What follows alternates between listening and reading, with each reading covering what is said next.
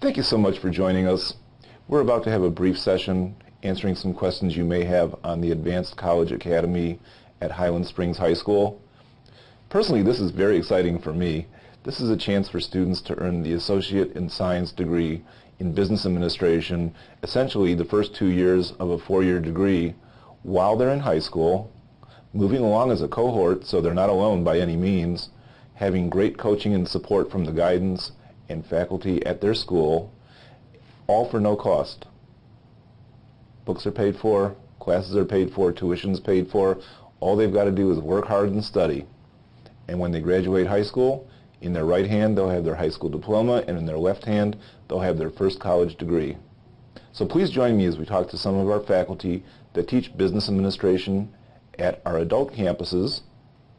Although they may not be meeting your students in your classrooms, they've got great perspectives on what it takes to be successful as a business administration student at J. Sargent Reynolds. And thank you. Well, thanks everyone. Before we finish today, I just have a few more questions.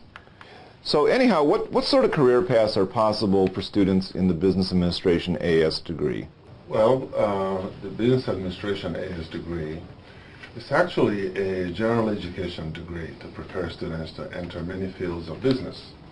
And one can start there and then head into banking, finance, marketing, management, and various other areas of business.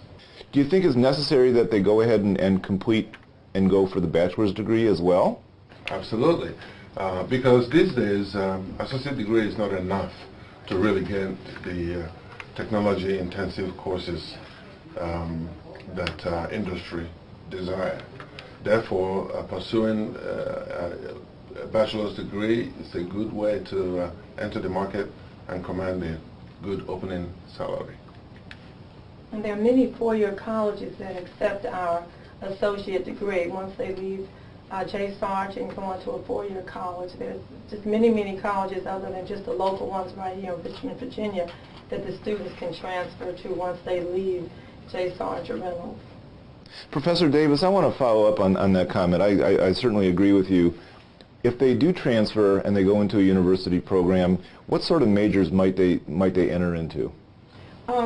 They can go in accounting, they can go into human resource management, they can go into marketing, they can go into real estate, they can go into finance, they can go into computer technology. There's just many areas they can go into. Well, here's where the argument starts. We've all got our alma maters and we have our favorite colleges and we've all been through the university program. So in your opinion, what are some of the best university programs for students studying business administration? I would say VCU would be a great college for our students, four-year college for our students leaving J. Sargent to transfer to. Even though we do have other agreements with other four-year colleges, they're local, they're right here in Richmond. Students are familiar with the area and where the college is located. So I think it makes it easy access from here to J. Sargent to VCU, even though there are many other four-year colleges in the state of Virginia that do accept our program. The beauty of the program is that we have articulation agreements with most of the universities in Virginia. And this preparatory degree allows our students to transfer anywhere, to JMU, VCU, like she said, Virginia Tech even, depending on their area of interest. So final question of the day. Let's say this all worked and the students do great in their high school and earn the associate degree, then they matriculate and they earn the bachelor's degree. What's the value? Would it be wise to go ahead and pursue a master's degree? Is there some additional value that student might want to consider? I feel that if you are graduating with your bachelor's degree, not all the time do they know exactly what they need to get their master's in. Sometimes working for a couple years out in the field, just because you have your bachelor's degree in business administration doesn't mean you don't go get your master's degree in, let's say, technology, IT.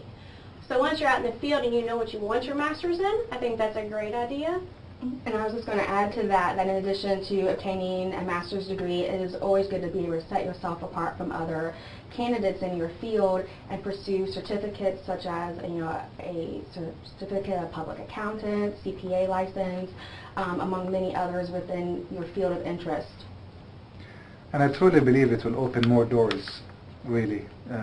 When I finish I'm going to be talking personal in here. When I finish my bachelor's degree, I had a hard time finding a job. Then I looked for a job for about an entire year. I couldn't find a job. People wanted, the companies wanted someone with more like specified experience, and so I had to go for my master's. And even before graduating, I got job offers, and I immediately started working after that. So I think it will open more doors. Even money-wise, believe it or not, is going to be much better if you have a master's compared to a bachelor's degree. I just wanted to thank everyone for taking time out of your busy schedules to help us. I know that the parents, the students, and other stakeholders are interested in the Advanced College Academy at Highland Springs High School, and you've really helped make a difference by answering some of these questions. Thank you again.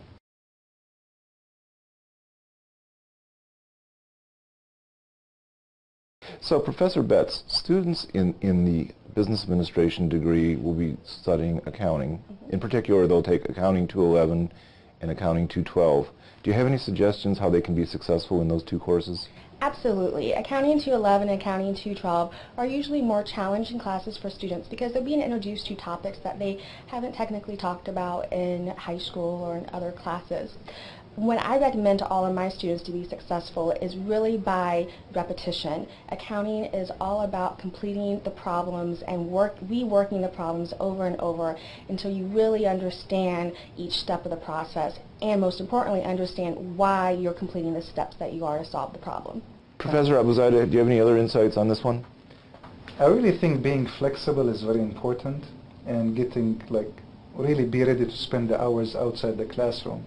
Because really the classroom is limited with maybe 75 minutes, maybe 2 hours, 2 hours and a half. So outside the classroom, be ready to spend the time studying the material, challenging yourself, and spend the time doing the critical thinking part. Really, because technology is, especially for people who are my age and maybe older, we were not born working with computers. But now the newer generations, they're used to the iPads, they're used to the iPhones, so which is good, it helps them learn the technology, but then get ready to be flexible, spend the hours and spend the energy studying outside the classroom. Professor Oswana, what students in the business administration program are going to be studying various courses, including ECO 201. Do you have any recommendations how they could be successful studying economics? Oh, absolutely. Economics has two parts, the micro and macroeconomics. But what is unique about both of them is that you need some quantitative skills. You need to be able to add simple arithmetic, math.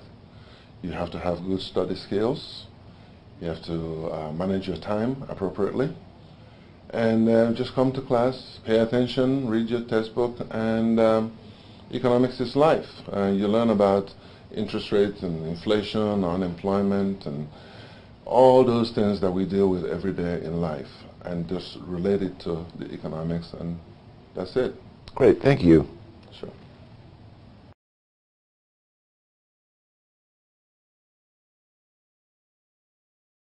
Professor Betts, what type of skills and habits and competencies should a student have to be successful in these classes? It's an excellent question, and this is one area I advise my students consistently about, is having time management and really setting out a weekly schedule and writing down when are you going to complete the tasks and assignments for each class and sticking to that schedule. The worst thing a student can do is leave everything to Saturday night or Sunday night, try to complete 5 hours worth of homework assignments, and then become frustrated and just want to give up. So being able to do a little bit each day will make them more successful. Professor Shelton, do you have any other thoughts on this? Yes, I think to be successful, you have to really know how to think outside of the box. You need research. I can't say it enough. Know how to research to find answers. Somebody is only going to be able to help you so much along the way, and you're going to have to know how to go find your own answers at given times. Professor Quirk, students in the business administration, to be successful, need to have a certain skill set, certain competencies, and certain qualities that they bring. Can you speak to that? Yeah, I think the biggest one is an interest in how the universe works. Business is all about putting customers, producers, the economy, the politicians, the whole ball of wax together. It's more complicated today because of the technology background. Things move a whole lot faster. So one of the things, one of the top skills of students today is curiosity. I want to know what's out there. and then they've got a professor that can teach them that. They're assisted by the book. We're a knowledge and information-based society, so an integral part of that is understanding where the knowledge is, how to use the technology, and get it into an accessible format that allows people to use it to their advantage. Great, thank you. You're welcome.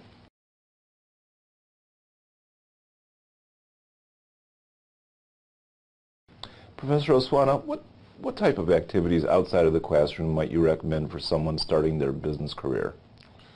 I think it's essential for anybody in business or trying to study business to interact with other people.